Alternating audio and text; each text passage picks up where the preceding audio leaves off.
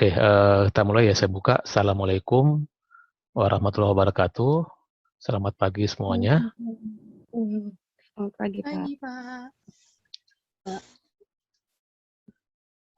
Oke, ini sudah muncul di layar materi PPT-nya? Sudah, Pak. Sudah, Pak. Sudah ya. Oke, baik teman-teman. Minggu lalu kita sudah, 2 minggu terakhir itu kita sudah membahas tentang apa sih tantangan yang dihadapi oleh dunia jurnalistik ya. Dunia jurnalistik, terutama jurnalistik masa kini yang ditandai dengan kehadiran internet, digitalisasi, new media, ya, yang itu membawa tantangan yang tidak mudah buat profesi jurnalis dan juga ilmu jurnalistik dalam menghadapi dinamika yang terjadi ya. Terutama karena kehadiran internet itu menyebabkan banyak perubahan-perubahan yang terjadi dalam segala hal, termasuk juga dalam kehidupan media. Nah, di pertemuan yang minggu lalu kita sudah juga membahas tentang produk-produk jurnalistik yang dihasilkan dari media online ataupun new media. Ya, mungkin teman-teman masih ingat ada beberapa elemen multimedia yang kita bisa lihat di media. Ya, di antaranya misalnya elemen teks dalam sebuah berita, kemudian foto, ya, video, audio, ya, kemudian apa lagi? Mungkin teman-teman masih ingat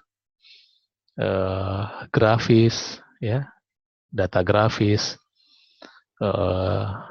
games interaktif dan ya lain-lain, animasi juga, komik juga. Jadi kalau sebelumnya konten berita itu hanya linier, hanya dalam satu bentuk atau satu format gitu ya, maka sekarang konten berita atau konten media itu bisa disajikan dalam bentuk non-linear ya. Jadi dalam sebuah informasi itu nggak cuma disajikan dalam bentuk teks, tapi juga dilengkapi dengan foto, video, dan seterusnya. Dan bahkan kita juga sudah membahas tentang apa itu multimedia storytelling. Ya, jadi bagaimana konsep penceritaan, ya, menceritakan sebuah fakta dengan menggabungkan beberapa elemen multimedia, ya, baik itu dari teks, foto, grafis, dan seterusnya. Nah, itu semua adalah bentuk-bentuk produk jurnalistik masa kini yang memang lahir karena perkembangan teknologi itu sendiri. Nah, sekarang hari ini kita akan membahas tentang profesi jurnalisnya. Ya, kalau kemarin tentang produknya atau kerjanya, sekarang tentang wartawannya atau jurnalisnya. Topik ini mungkin menarik ya buat teman-teman yang di antara kalian memang sudah punya niat ataupun cita-cita pengen jadi wartawan ataupun jadi jurnalis. Ya, apa sih syarat-syarat menjadi seorang jurnalis? Apa saja yang harus dipenuhi gitu ya? Sikap seperti apa, kemampuan atau kompetensi seperti apa yang harus dimiliki oleh seorang jurnalis. Nah, nanti teman-teman silakan bertanya untuk bisa melengkapi atau bisa mendalami materi-materi yang akan saya sajikan berikut ya. Oke, yang pertama, pengertian dari jurnalis itu sendiri ya. Tentu teman-teman tahu lah ya, jurnalis itu adalah orang yang melakukan pekerjaan kewartawanan atau orang yang menjalankan tugas-tugas jurnalistik secara rutin. Ya, ada banyak nama ya selain jurnalis. Ada yang menyebutnya sebagai wartawan, ada yang menyebutnya sebagai kuli tinta, gitu ya. Ada yang menyebutnya sebagai apalagi wartawan, jurnalis, reporter, ya. Ada juga yang menyebut sebagai video jurnalis dan seterusnya. Jadi istilah-istilah itu sebenarnya sama ya. Intinya adalah seorang jurnalis itu adalah orang yang melakukan pekerjaan kewartawanan, yang menghasilkan berita dan kemudian berita itu dipublikasikan di medianya, baik itu media cetak, media radio ataupun televisi maupun media online. Nah, apa tugas jurnalis? Ya, tugas jurnalis kalau kita mengutip dari Syarifuddin ini, yang bukunya Jurnalis Terapan, maka ada 3 fungsinya atau tugasnya. Yang pertama adalah menyajikan fakta, kedua menafsirkan fakta, dan ketiga adalah mempromosikan fakta. Apa itu menyajikan fakta? Menyajikan fakta tentu adalah kita membuat atau menyajikan sebuah berita ya, fakta, apa yang terlihat oleh kita, kemudian kita liput, ya, kita dalami informasi itu dengan wawancara, kita konfirmasi ke orang-orang yang terlibat dalam fakta itu, kemudian setelah lengkap, setelah memenuhi standar sebuah berita, kemudian berita itu kita tulis, dan kemudian dikirim ke ruang redaksi sampai akhirnya dipublikasikan. Jadi fakta yang terlihat itulah yang disajikan. Apa yang ada di depan mata, apa yang kita lihat di lapangan itulah yang kita beritakan. Kemudian yang kedua adalah menafsirkan fakta. Nah, apakah boleh seorang wartawan menafsirkan fakta?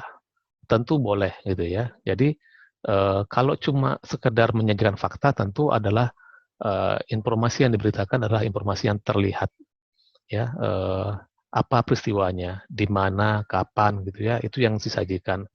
Tapi sebuah fakta ya juga kadang-kadang perlu diperdalam lagi, perlu ditafsirkan untuk melihat sebuah fakta itu secara lebih lengkap ya, supaya lebih apa namanya, kontekstual. Kenapa sih peristiwa itu terjadi? Bagaimana peristiwa itu terjadi dan seterusnya. Nah, di situ ada unsur penafsiran. Tentu penafsirannya itu akan dikonfirmasi ke narasumber.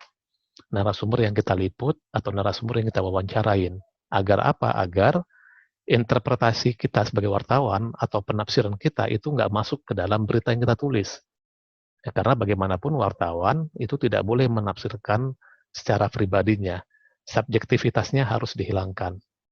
Jadi penafsiran itu dalam konteks ini adalah kita boleh menafsirkan sebuah fakta. Misalnya hari ini ada kejadian apa ya, kejadian meledak ini COVID-19-nya peningkatannya sangat tajam gitu ya. Tentu kita akan melihat faktanya seperti apa. Kita sajikan fakta bahwa di rumah sakit itu terjadi pasiennya membludak, ruang IGD nggak cukup lagi, ya banyak pasien yang harus dirawat sampai keluar ruangan, sampai di tenda-tenda dan seterusnya. Nah, kalau kita menyajikan fakta, tentu itu kita menyajikan sesuai apa yang kita lihat di lapangan. Nah, tapi kemudian kita juga bisa menafsirkan, kenapa bisa terjadi seperti itu? Apa sih penyebabnya? Kenapa kok terjadi lonjakan seperti itu? Apa penyebabnya? Nah, disitulah ada apa namanya unsur rasa ingin tahu dari seorang wartawan. Maka disitulah kita boleh menafsirkan, oh mungkin karena ini, mungkin karena faktor kemarin libur Lebaran, atau mungkin karena ini ada faktor virus varian baru, gitu ya. Nah, tentu penafsiran seperti itu boleh. Tinggal kemudian kita mewawancarai atau mengkonfirmasi itu, benar nggak? Tentu kita tanyain siapa ahlinya. Kita tanyakan ke epidemiolog misalnya. Kita tanya ahli kesehatan, kita tanya Satgas COVID-19 dan seterusnya. Benar nggak seperti itu? Nah, dengan begitu maka kita bisa masuk ke dalam berita yang lebih dalam, dan disitulah unsur penafsirannya. Dan yang ketiga adalah mempromosikan fakta. Nah, di sini tentu kita bicara bagaimana sebuah peristiwa itu juga perlu kita angkat, ya. Banyak hal-hal yang isu-isu yang mungkin terlupakan, yang mungkin tidak dilihat, tidak ini, tapi itu juga perlu kita angkat menjadi sebuah isu, menjadi sebuah cerita, karena mungkin itu hal yang menarik, yang penting, yang bisa harus diketahui oleh masyarakat umum. Tentu ini menjadi tugas dari seorang jurnalis. Oke, kemudian apa transformasi yang terjadi dalam dunia jurnalistik di era sekarang gitu ya? Oke, transformasi jurnalism ya. Ini saya ngutip dari buku Flew tentang new media. Nah, di situ yang pertama dibilang traditional journalism in mass communication environment. Jadi kita bicara tentang bagaimana jurnalisme tradisional ya masa lalu ya, kemudian dibandingkan dengan jurnalisme kontemporer yaitu saat ini, di mana kita lihat ditandai dengan kehadiran internet dan muncullah media online, media digital dan seterusnya. Nah, apa perubahan yang terjadi? Kalau pada jurnalisme tradisional yang masih menggunakan media cetak, radio dan televisi, maka lingkungan yang apa namanya itu masuk ke dalam konsep mass communication atau komunikasi massa. Kita tahu komunikasi massa itu adalah sebuah penyampaian pesan yang disampaikan kepada khalayak luas, ya mass communication. Jadi massa itu disampaikan kepada komunikan, di mana mereka sangat banyak, ya anonim, tidak dikenal, dan itu yang terjadi. Tapi dengan kehadiran internet, maka terjadi perubahan. Contemporary journalism in convergent social media environment. Jadi sudah ada lingkungan barunya, ya, ekosistem barunya, yaitu ekosistem media sosial. Nah, salah satu karakteristiknya adalah bahwa kalau tadi misalnya pesan disampaikan secara umum kepada masyarakat luas, maka saat ini pesan-pesan itu nggak cuma berlaku untuk umum, tapi konten-konten media atau pesan itu sendiri itu bisa disajikan dengan secara lebih spesifik, sesuai dengan kebutuhan atau minat dari audiens itu sendiri. Maka pesan-pesan media itu bisa bersifat personal, tidak lagi mass communication, tapi bisa jadi self communication. Ya, makanya muncullah istilah mass self communication. Jadi maksudnya adalah sebuah konten media yang isinya bisa menyesuaikan dengan selera orang per orang, selera pribadi. Tidak lagi disajikan oleh pesan umum yang berlaku untuk masyarakat secara umum, gitu ya. Itu maksudnya personal, apa namanya, self communication tadi itu. Nah, kemudian yang kedua, media content produced on and for single platform, gitu ya. Jadi sebuah konten media itu disajikan dalam bentuk platform yang satu, gitu ya. Kalau misalnya kita kerja di media cetak, maka kita menghasilkan berita dalam bentuk atau dalam format teks untuk cetak. Radio juga begitu, televisi juga begitu. Ya, jadi memang mereka hanya dituntut kemampuannya untuk itu. Tapi sekarang jurnalis itu harus bisa mengadopsi, menyesuaikan dengan konvergensi yang terjadi, multimedia yang terjadi, ya konvergensi multimedia itu tadi. Jadi bahwa salah satu karakteristik dari media saat ini kan adalah multimedia itu ya, yang kita sudah bahas dalam 2 pertemuan terakhir.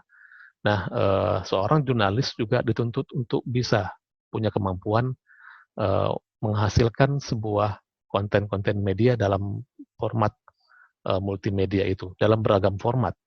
Ya, jadi tidak hanya dalam bentuk teks, foto, tapi juga bisa dalam bentuk video dan seterusnya. Nah, itu yang terjadi. Yang ketiga, stable and profitable revenue models. Jadi ini kita bicara bisnisnya.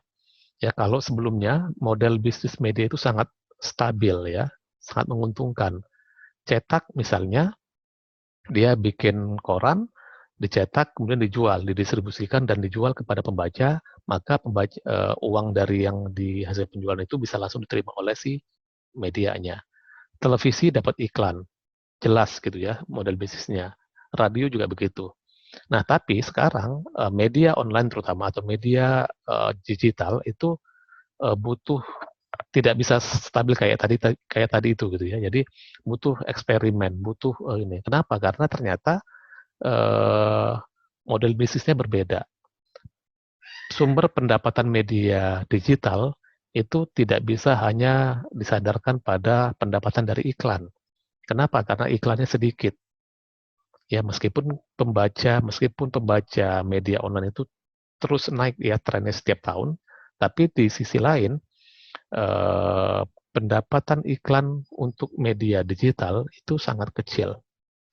Ya, kalau saya pernah lihat data dari Nielsen yang dia bilang bahwa pendapatan media digital itu hanya sekitar berapa belas persen dari total belanja iklan seluruh media yang ada di Indonesia. Jadi sangat kecil. Itu pun gitu ya, itu pun pendapatan iklan media cetak, media online itu nggak seluruhnya dapat mengalir ke media online atau ke publishernya. Tapi sebagian besar justru mengalirnya kemana? Mengalirnya ke industri telekomunikasi atau platform digital yang menguasai menguasai alur distribusi konten. Siapa itu? Mereka adalah Google, Facebook, ya, YouTube, Instagram dan seterusnya. Jadi iklan lebih banyak mengalir ke sana ketimbang mengalirnya ke media online ataupun media digital. Nah, itu yang disebut kenapa model bisnisnya jadi lebih tidak semudah media konvensional. Karena memang sistem dan sistem ininya berbeda. Kemudian distribusi kontennya tadi itu ternyata tidak bisa dikuasai oleh si publishernya atau si penerbitnya. Itu yang jadi tantangan ya, dalam hal model bisnis di media online saat ini. Oke, yang keempat adalah monopoly on providing news to the public. Jadi kalau yang sebelumnya cetak itu benar-benar menguasai arus informasi gitu ya, begitu juga radio dan televisi. Tapi kalau sekarang nggak lagi. Karena apa? Karena semua orang bisa bikin berita, semua orang bisa bikin media, semua orang bisa bikin konten.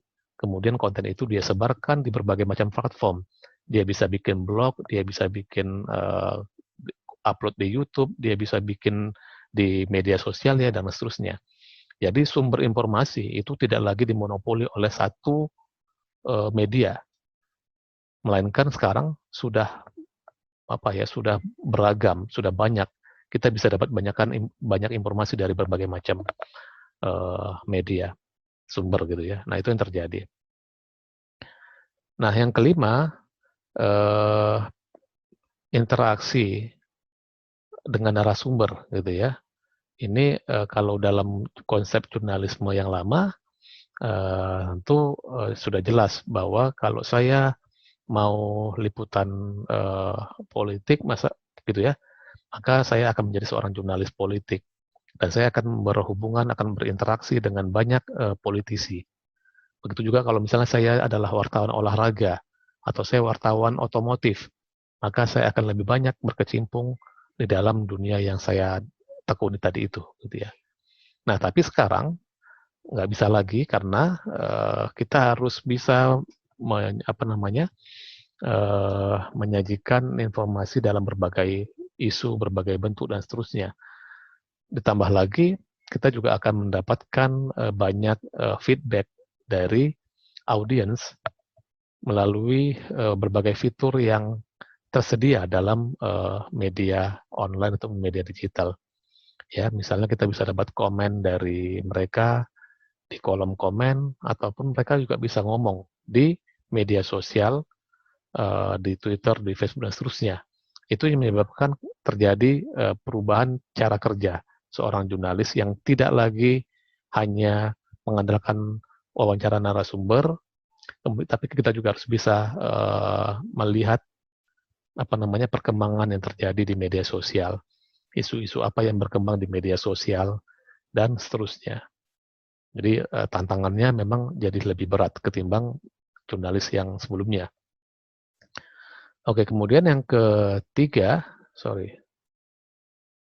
yang terakhir ya, jurnalis adalah sebagai juru bicara perusahaan. Sementara kalau sekarang jurnalis itu dia relatif menjadi jurnalis yang mandiri, berdiri sendiri gitu ya, dan dia terikut atau terikat ke dalam sebuah komunitas-komunitas gitu ya, yang dibentuk oleh kehadiran media sosial, dan seterusnya. Itu yang menyebabkan sekarang wartawan itu juga harus bisa aware dan juga harus melek terhadap media sosial.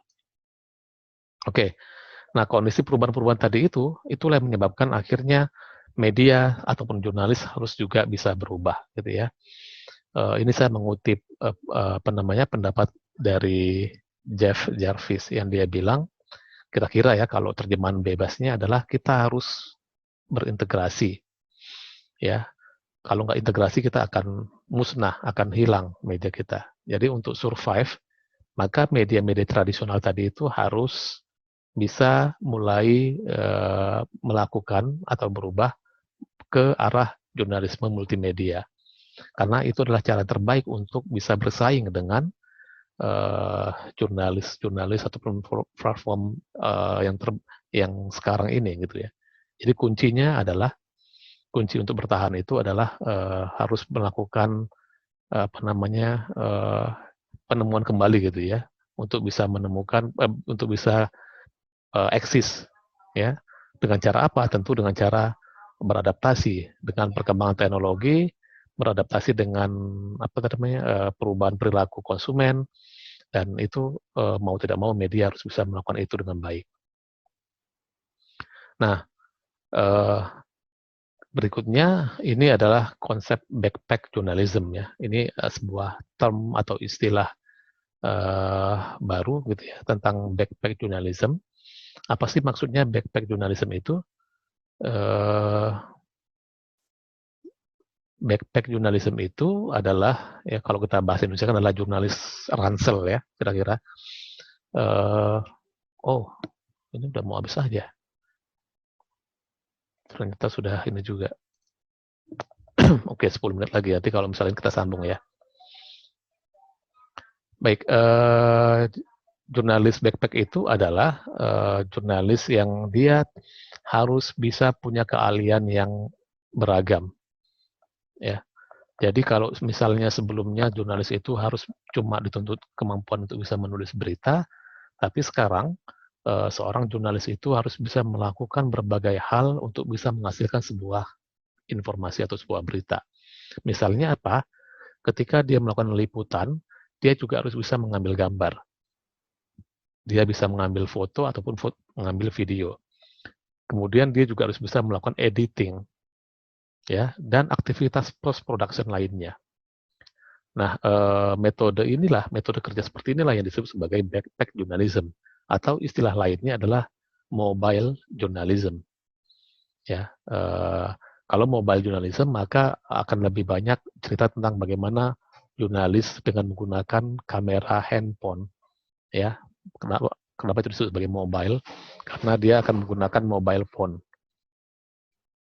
Nah, itu yang disebut sebagai mobile journalism. Dan backpack journalism itu lebih bersifat umum. Tapi intinya adalah seluruh proses pekerjaan itu dilakukan sendiri oleh wartawannya, satu orang. Jadi dari mulai tahapan liputan, wawancara, editing, dan seterusnya itu semua dilakukan oleh satu orang. Nah, tentu ini membutuhkan kompetensi yang lebih banyak gitu ya, ketimbang hanya hanya menulis berita. Oke. Nah, kemudian ini jurnalisme ransel atau backpack journalism tadi itu adalah hasil karya seorang profesional yang terlatih dengan menggunakan kamera digital genggam untuk menceritakan kisah visual dengan cara yang lebih langsung dan lebih intim daripada yang dapat dicapai dengan menggunakan tim. Jadi ini sekali lagi sama ya, bahwa proses peliputan itu bisa dihasilkan oleh satu orang jurnalis dan dia bisa menghasilkan berbagai format berita.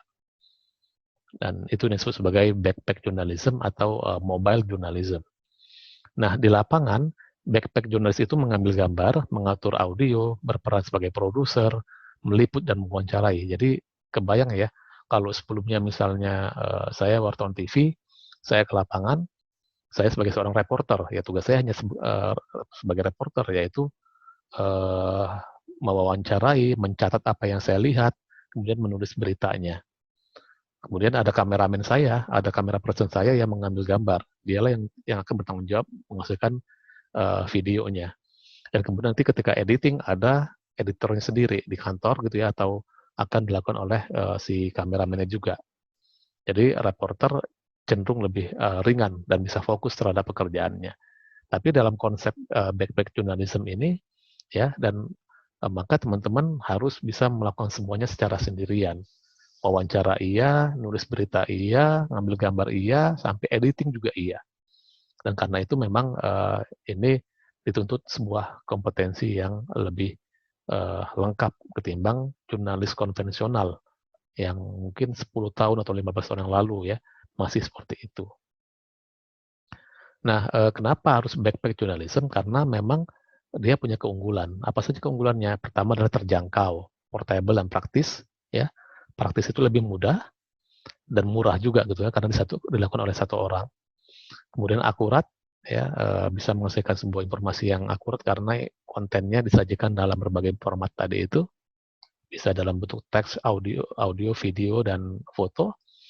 Cepat, ya, karena multi channel, dan ini menjadi tren ke depan gitu ya. Ini yang paling penting juga buat teman-teman yang apa namanya ingin jadi jurnalis ke depannya, bahwa konsep backpack itu nanti akan menjadi apa ya, semakin banyak dilakukan oleh jurnalis-jurnalis ini. Dan sekarang sudah terjadi ya. Bahkan nggak cuma untuk di media mainstream, tapi kalau teman-teman misalnya mau jadi YouTubers gitu kan, itu juga contoh gampang ya, bahwa teman-teman bisa bikin konten sendiri, pakai kamera handphone, kemudian rekam sendiri, ngomong gitu ya, bikin vlog, kemudian editing sendiri. Dan itu sebenarnya sudah menjadi pekerjaan, sudah menjadi bagian dari pekerjaan seorang jurnalis backpack atau jurnalis ransel tadi itu. Oke, apa saja karakteristiknya ya yang harus dimiliki oleh jurnalis itu? Pertama adalah storyteller, kedua videographer, ketiga reporter, keempat video editor, kelima graphic designer, keenam dubber, sorry, dan yang ketujuh adalah social media spesialis. Jadi kebayang ya, ada 7 fungsi ini yang harus yang harus dimiliki kemampuannya oleh seorang wartawan masa kini. Jadi memang kompetensinya jadi lebih lebih berat gitu ya. Kalau dulu tadi saya bilang cukup menulis berita udah bisa, oke. Jadi maka dia akan bisa jadi wartawan. Tapi sekarang ternyata wartawan masa kini itu dia juga harus punya kemampuan storytelling. Ya.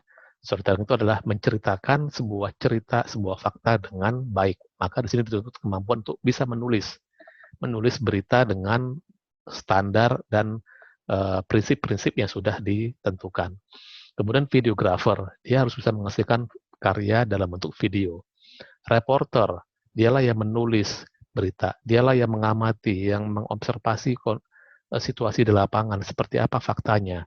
Maka dia bisa mengamati dan kemudian diberitakan, disajikan dalam bentuk tulisan dan seterusnya. Video editor, dia mengedit materi itu menjadi sebuah karya berita.